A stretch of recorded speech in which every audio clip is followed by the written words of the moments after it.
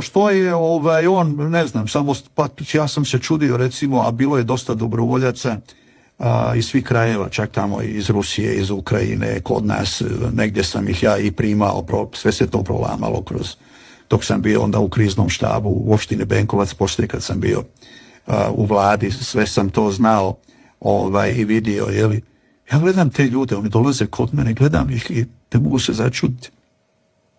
Šta ih tjera da, ne znam, je neki doktor hiperbarične medicine, Oleg, Rus, da se zatekne 91. godine na podmornici ruskoj u Jadranu i čuje da se tamo neki Srbi ratuju protiv Hrvata i on iziđe i ostane na srpskoj strani.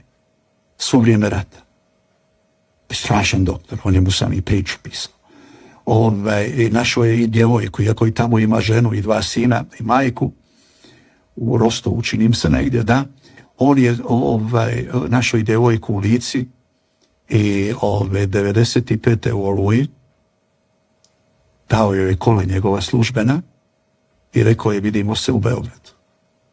Nisu se vidjeli u Beogradu, našli smo ga mrtvoga u jednoj grobnici od 150 leševa u Gračacu.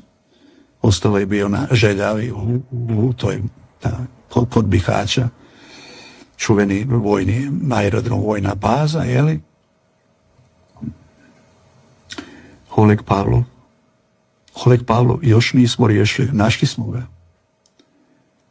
Javio sam porodici, bio sam u kontaktu s njegovom porodicom, da preuzmu posmrtne ostatke. Oni su mi rekli, da kaže, najbolje da ga sahranite tamo u zemlji za koju je život dao. A nama da pošalje tako nas nešto pripada u tom financijskom, materijalnom smislu. Morao sam im reći, ta zemlja za koju se on borio ne postoji. Pa ga nemamo gdje ni sahraniti. Tako da je još tamo negdje u Zagrebu,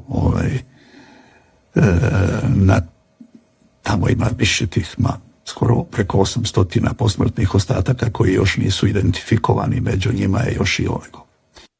Šta ti,